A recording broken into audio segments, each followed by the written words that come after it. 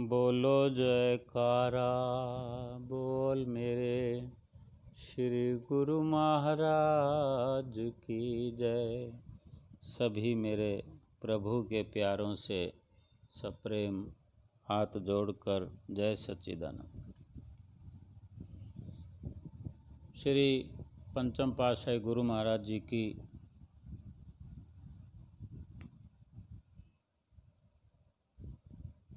लीला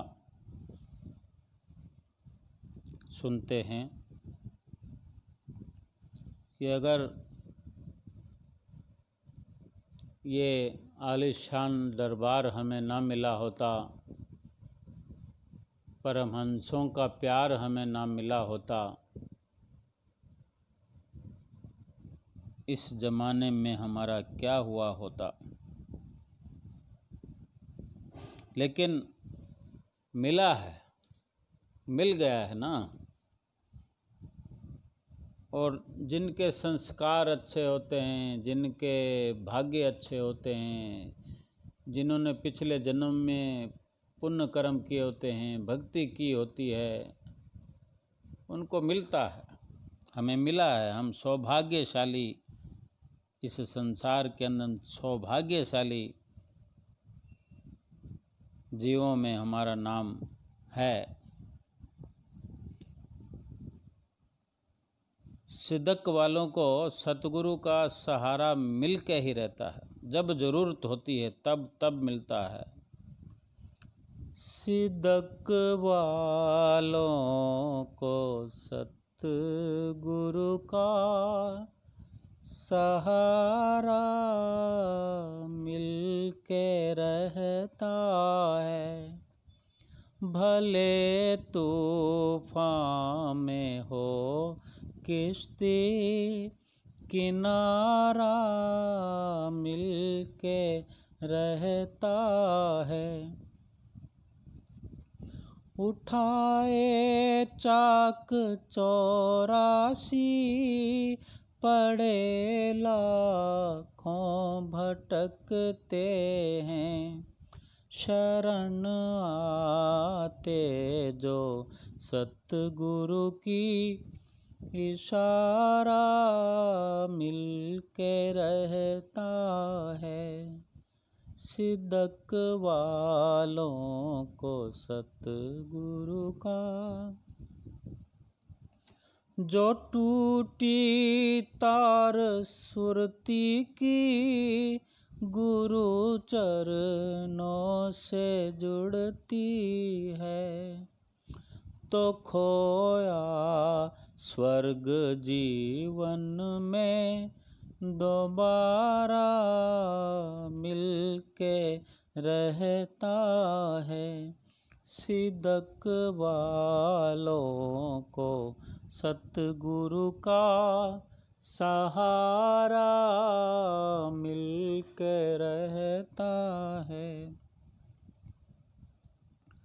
जो नजरे करम उठती है, तो मैं खाना छलकता है।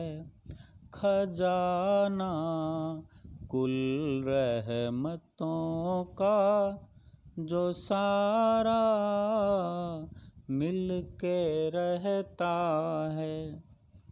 जो प्रभु की नज़र, सतगुरु की नज़र पड़ जाए जीव पर, सब प्रकार से रहमतों का खजाना मिल जाता है। यही सच्चाई है। हम श्री गुरु महाराज जी से प्यार करते ही कितना है, और करना कितना चाहिए। किसी को कुछ कहने की ज़रूरत नहीं है, किसी से सुनने की ज़रूरत नहीं है। हम अपने अंदर देख सकते हैं, हमें मालूम है हम जितना प्यार करते हैं उससे कहीं ज़्यादा प्यार श्री गुरु महाराज जी की तरफ से हमें मिलता है, मिल रहा है, मिलता रहेगा। अगर हमें ज़्यादा चाहिए श्री गुरु महाराज जी से आशीर्वाद, भक्ति, आनंद, सच्चा सुख, तो अपने प्यार को बढ़ा देना है। हमें समझ आ जाएगा कि हमारा प्रेम जो है कम है कि ज़्यादा है। अगर हमारे अंदर सुख की कमी है, शांति की कमी है, सुकून की कमी है, मन बेचैन है, मन में बेचैनी है, तो सतगुरु से प्रेम बढ़ा देना है। श्री गुरु महाराज जी क्या वचन फरमाते हैं, उन पर अधिक से अधिक अमल करना है। बस श्री गुरु महाराज जी दूर होकर भी हमारे पास ही हैं, यही तो प्रेम होता है। आज एक भगत जी से लीला जो सुनी वो आप सबके साथ शेयर करता हूँ कि एक भगत जी हैं जो दुकानदारी बिजनेस भगत हैं और दुकानदारी करते थे।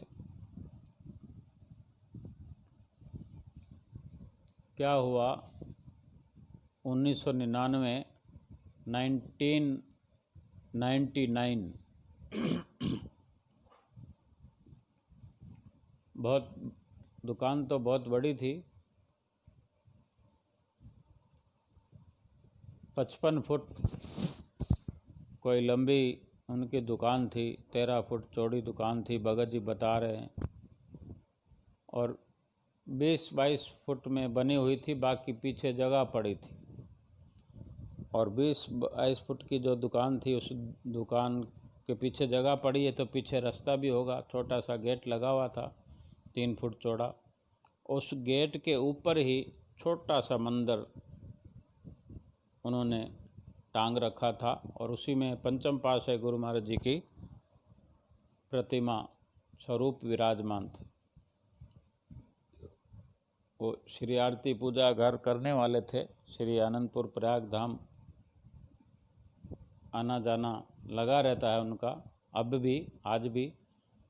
तो ये तब की बात है, 21 साल पुरानी बात है। तो ये तब की बात बताते हैं कि वो जगह उन्होंने ली थी जैसे तैसे करके।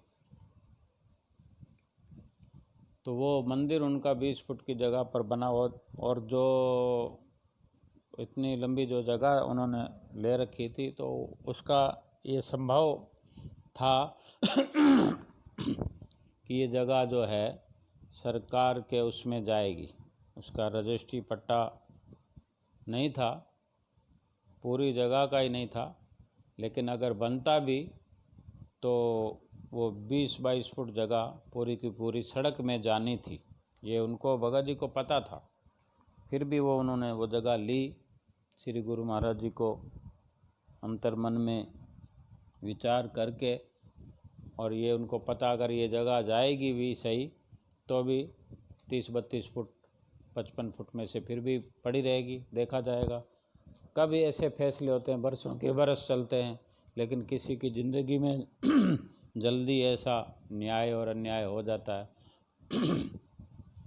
भगत जी बताते हैं 1999 में 1999 में कोई मुख्यमंत्री का जो मास्टर प्लान बना, उसके अंदर ये अतिक्रमण में वो दुकान टूटने के आदेश हो गए।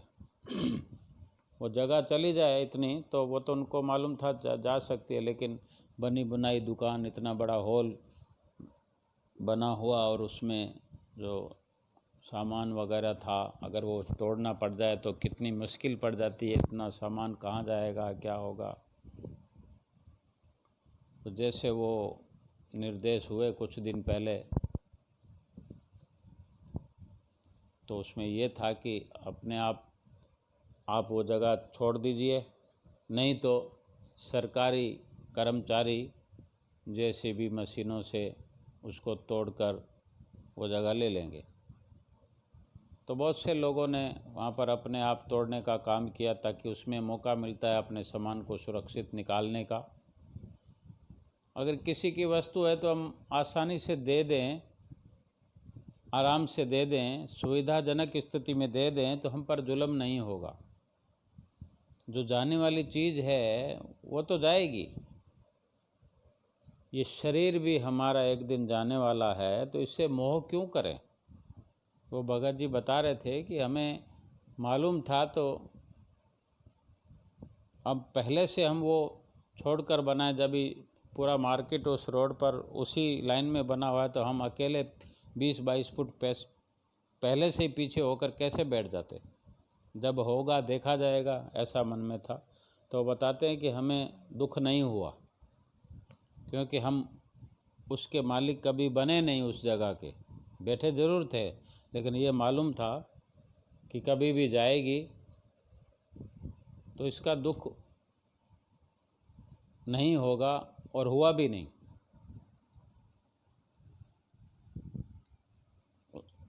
अपने खर्चे पर मज़दूर लगाकर उसको तुड़वाना शुरू कर दिया। धीरे धीरे सारा सामान निकाल लिया, मटेरियल निकाल लिया जो कंस्ट्रक्शन का था, और कुछ सुविधा से अंदर का जो माल था, सामान था, वो कुछ कहीं एडजस्ट कर लिया। और जो नुकसान होना था वो तो हुआ ही। कहने का उन भगत जी का मतलब है कि वो मिली जुली बातें बताते हैं कि गुरु महाराज जी कैसे हमारा साथ देते हैं। जो चीज़ जानी है वो अपने दिल की बात बताते हैं कि उन्होंने मास्टर प्लान को कभी बुरा नहीं बताया, मुख्यमंत्री को बुरा नहीं कहा। जिसने भी ये सब किया है, जिनके आदेश हैं, किसी के प्रति अपना कोई दुर्व्यवहार मन में भी नहीं सोचा कि मेरे साथ गलत हो रहा है, अन्याय हो रहा है। कि जो सही है वो सही है, सबके साथ हो रहा है। दुख नहीं मनाया। और दुकान की छत पर मज़दूर लगे हुए हैं, तोड़ रहे हैं, वो गेंचियाँ फावड़े चला रहे हैं। तो वो दिन भर जो देखे, 2-3 दिन लगे उनको समेटने में। तो घर जाके जैसे दोपहर में भी 2 घंटे के लिए घर चले जाते खाना खाने के लिए। ये 2-3 दिन की बात है कि 2-3 दिन तक उसको तोड़ते रहे। तो जैसे घर में जाके तो थोड़ा सा लेटते, आंख बंद करते, तो उनको वो मज़दूर तोड़ते हुए नज़र आते। गैंची फावड़े हाथों में लेके नज़र आ रहे हैं, आंखों में वो छा रहा है मंजर, वो दृश्य। और रात को सोते तो भी उसी तरह का। वो कहते हैं कहीं दूर दूर तक कोई मदद करने वाला नहीं, अपनी मदद आप योजना। कि हम चाहे किसी पर भी भरोसा करें, हमें कोई पैसा दे देगा तो उसका ब्याज मांगेगा और पैसा भी वापस लुटा नहीं। नुकसान का खामियाजा भरने वाला कोई नहीं है, हमें ही चुकाना है। तो हम पहले से चूँकि इस बात को जानते थे, हमेशा हर वक्त ये ख्याल था कि ये जगह अपनी नहीं है, सरकार की है, कभी भी जाएगी, तो हमें लेस मात्र दुख नहीं हुआ। जो सामान का नुकसान हुआ वो एक दुख की बात है, लेकिन एक दिल में सदमा लगा लेना या उसके अनुसार भूख मिट जाना, खाना अच्छा ना लगना, कुछ अच्छा ना लगना, किसी से बात न, ऐसा नहीं हुआ। हंसते खिलखिलाते हुए ये सब कार्य उन्होंने करवाया। अपनी दुकान को बिल्कुल प्लान करके, जगह खाली करके सरकार को दे दी। फिर वहाँ पर पीछे जगह पड़ी है, तो वो कुछ निश्चित नहीं कर पा रहे हैं कि अब कौन सा निश्चित स्थान है कि इतने फुट की बाउंड्री लाइन है, उसके बाद में बनानी है, इधर बनानी है। तो वो कुछ समझ नहीं पा रहे थे। हालांकि दिशा निर्देश हो गए थे, तो कई बार ऐसे होता है कि अतिक्रमण टूटने के बाद में दोबारा फिर वहीं हो जाते हैं। तो वो सोचते हैं कि अब मैं क्या करूं।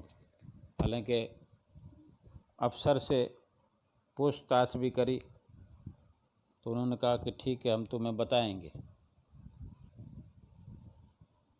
अब वो बताते हैं कि वहाँ पर एक लोहे का खोखा लगा दिया उन्हें अपनी जगह के आगे। बाकी कुछ लोग ऐसे जो जिनकी किराए की दुकानें थी वो टूट गई, तो वो मकान मालिकों को खामियाजा भरना था। जो भी था वो अपनी दुकानें खाली करके चले गए। उनका इतना ही नुकसान था कि उनको सामान निकालना है और अपने घर चले जाना, कोई दूसरा इंतज़ाम करना। जिसकी अपनी थी, नुकसान तो अपनी चीज़ का होता है। हम किसी भी चीज़ को, अपने शरीर को अपना समझते हैं तो नुकसान होता है। जब शरीर का कोई नुकसान होता है, कोई अंग भंग हो जाए या शरीर के जाने का दुख हो, कोई ऐसी विपदा आ जाए, कोई बीमारी की हालत हो जाए, तो पता लगे कि अब समय निकट है, तो अपना समझा हो तो दुख होता है। अगर ये समझें कि अपना तो कुछ है ही नहीं, और इसके साथ में कहीं ना कहीं अपना जो है वो अपना तो प्रभु का नाम है, अपना तो प्रभु है, वो मरते जीते हमारे साथ रहता है, तो दुख की तो कोई बात है ही नहीं, समझने की बात है। तो भगत जी बताते हैं कि वो लोहे का खोखा रख लिया तो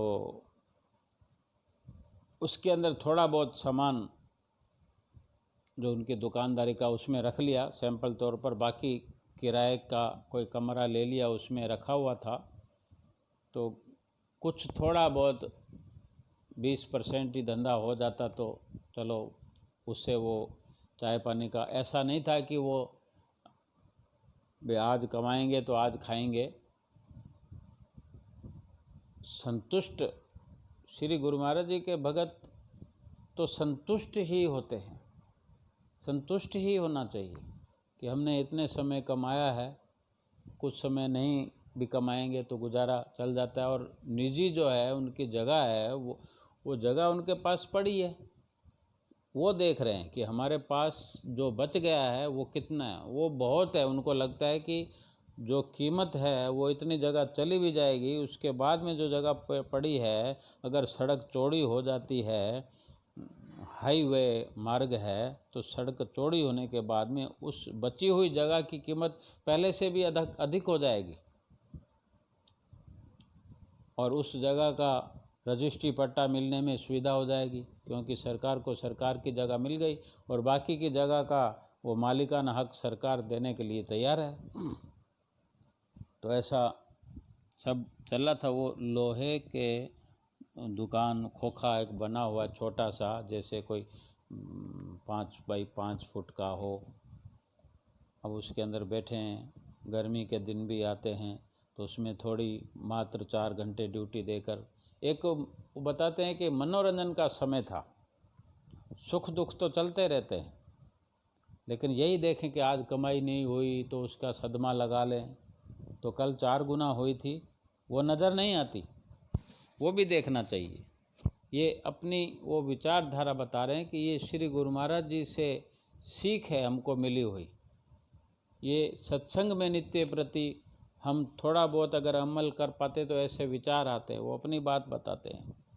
और एक दिन वो बताते हैं कि जब वो तोड़ ताड़ कर जिस दिन घर गए शाम को, तो घर में रास्ते में से कचौड़ियाँ लेकर गरम गरम घर गए, भी घर जाके खाएंगे। देखो इतना बड़ा नुकसान हो रहा है, और कचौड़ियाँ लेके जा रहे हैं। कचौड़ियाँ समोसे तो तभी खाए जाते हैं कोई पिकनिक हो या कोई फंक्शन हो।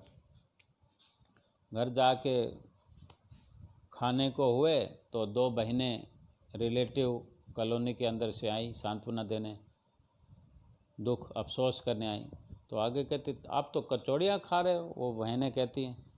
तो भगत जी कहते हैं मैंने कहा भाई कचौड़ियाँ पकौड़ियाँ भगवान श्री गुरु महाराज जी हमारे रक्षक हैं, वो खिलाएंगे तो क्यों नहीं खाएंगे। दुख किस बात का मनाएं, ये छोटे छोटे दुख तो हैं, इन दुखों से ही तो सीखना है हमको। हंसी मजाक में उनको टाल दिया, सांत्वना उनको देकर भेज दिया, उनको भी कचौड़ियाँ खिलाई, वो हैरान हो गए। और इस तरह जो वो लोहे के खोखे में बैठे रहे, 4 महीने गुजारा करते रहे। मन में विचार आता कि अब मैं दुकान बनाने के लिए स्वतंत्र हूँ अपनी जगह पर, लेकिन कुछ समझ में नहीं आ रहा क्या गुरु महाराज जी की लीला है। वो मन में सोचे कि मैं श्री आनंदपुर जाऊँ, आज्ञा लूँ दुकान बनाने की। और पहले भी वो अपना मकान बनाते हैं या कोई काम करते हैं, श्री गुरु महाराज जी से आज्ञा लेने का पूरा मन बनता था, उनका आज्ञा मिलती थी, श्री गुरु महाराज जी आदेश करते थे। ऐसा मौका मिला है उनको, तभी वो ऐसा अपना विचार बता रहे हैं। तो मार्च के अंदर ये कार्य हुआ है। तो उसके बाद में बैसाखी का त्यौहार श्री आनंदपुर में, तो आपने सोचा बैसाखी पर जाऊं। फिर वो सोचते रहे कि मैं जाऊं, पीछे से कोई कानून बन जाए या मेरी जगह पर कोई तकलीफ़ आ जाए मुझे, तो मन कच्चा हो जाता। मेरी जगह का कौन ध्यान रखेगा, ऐसे खुली पड़ी है, कोई कब्जा ना कर ले, ऐसा विचार मन में चलता रहता था। हम बार बार जब पीछे देखते हैं तभी तो आगे पहुंच नहीं पाते। वो अपने विचारों की कमज़ोरी बता रहे। उसके बाद में प्रयाग धाम में 2 जून का त्यौहार आ गया विसाखी के बाद में। फिर वहाँ सोचा जाऊँ, वो भी ऐसे ही निकल गया समय। फिर उसके बाद में गुरु पूर्णिमा का त्यौहार, ऐसे करके 3 महीने 4 महीने, चौथा महीना निकल रहा है। मार्च गया, अप्रैल गया, मई जून गया, अब जुलाई है। गुरु पूर्णिमा का त्यौहार जैसे ही निकल गया, उसके बाद में एक दिन विचार आया कि मैं ऐसे कब तक बैठा रहूँगा। और फिर मन के अंदर ये सोचते हैं, श्री गुरु महाराज जी से बातें करते हुए, कि मैं इतनी दूर वहाँ पर आकर श्री आनंदपुर में इतने से काम के लिए श्री गुरु महाराज जी तक जाकर अगर मैं पूछूं और मेरा विचार भी कमज़ोर है, तो क्या यहाँ पर श्री गुरु महाराज जी नहीं है? मेरे अंदर श्री गुरु महाराज जी आप नहीं हो? आप क्या मेरे से अलग हो? क्या मेरी पीड़ा, मेरी व्यथा या मेरी पुकार आप नहीं सुन पा रहे हो? ऐसी श्री गुरु महाराज जी से उन्हें, उस भगत जी ने ऐसी बातचीत की, अपने ख्यालों में अपने अंदर हाजिर नाजिर जानकर गुरु महाराज जी से बातचीत की और एक वचन कर दिया और एक पैमाना बनाया कि श्री गुरु महाराज जी देखो, अब आपकी आज्ञा का इशारा मैं एक पैमाने में बांध लेता हूँ। सुबह, ये रात को वो विचार बना रहे हैं। वो कहते हैं कि मैंने विचार बनाया कि सुबह में कारीगर जो दुकान बनाने वाला है, जिसके लिए उसने सोचा भगत जी ने कि उस कारीगर के पास अगर वहाँ गया मैं, वो कारीगर फ्री हुआ, उसके पास मजदूर हुए, वो काम करने के लिए तैयार हो गए उस दिन या दूसरे दिन, तो मैं समझूंगा मेरा काम शुरू हो गया, नींव रखी गई, मुहूर्त हो गया, तो मैं समझूंगा आपने आज्ञा दे दी और आपकी आज्ञा से काम हो रहा है। तो भगत जी बताते हैं कि सुबह मैं उठा और जल्दी समय पर ही 7 बजे घर से निकल गया और उस मिस्त्री के घर गया और मिस्त्री ने कहा मैं तैयार हूँ और मेरे पास मज़दूर भी बैठे हैं, 2 मेरे लड़के हैं, और ज़रूरत होगी तो और ले लेंगे, एक कारीगर और कहोगे तो ले लेंगे, नहीं तो हम तो तैयार हैं। तो भगत जी ने कहा तैयार हो तो चलो। मिस्त्री के घर में ही वो गैंची फावड़े पड़े थे, पहले तो नींव की खुदाई करनी थी, काम शुरू करो, बाकी तो सब कुछ आ ही जाता है। वो भगत जी बता रहे हैं, वो मिस्त्री आ गए, मज़दूर आ गए, सारी सामग्री, वो खुदाई हुई, सारा काम शुरू हो गया, धड़ाधड़ काम चला। 10 दिन के अंदर दुकान बन गई, काम शुरू हो गया। और गुरु महाराज जी का ऐसे ही नाम, इसी तरह गुरु महाराज जी का नाम लेके और श्री गुरु महाराज जी के आगे मुहूर्त हो गया। बोलो जयकारा, बोल मेरे श्री गुरु महाराज की जय। श्री गुरु महाराज जी की ये लीला है। भगत जी बताते हैं कि मेरे श्री गुरु महाराज जी कितने दयालु हैं। ख्याल तो हमारे कमज़ोर हैं, हमारे जब ख्याल पक्के होते तो गुरु महाराज जी तो हमारे साथ हैं, संग साथ हैं और रहेंगे। हमारे मन को हम पक्का करें, और जब मन पक्का होता है तो वो बताते हैं, जो पाते नाम सतगुरु से वो चलते जानवे मंजिल। तड़प सच्ची हो तो प्रीतम प्यारा मिलके रहता है। तड़प सच्ची हो तो प्रीतम प्यारा मिलके रहता है। सिदक वालों को सतगुरु का सहारा। जो सुरती दास की माया से वो आजाद करते हैं, तो घर बैठे ही दर्शन का नजारा मिलके रहता है। सिदक वालों को सतगुरु का। हमारी भावना शुद्ध हो, हमारे भाव शुद्ध हों, हमारे विचार अच्छे हों, सतगुरु जी तो हमारे साथ हैं। वो तो मिले हुए हैं, मिल के रहते हैं। बोलो जयकारा, बोल मेरे श्री गुरु महाराज की जय।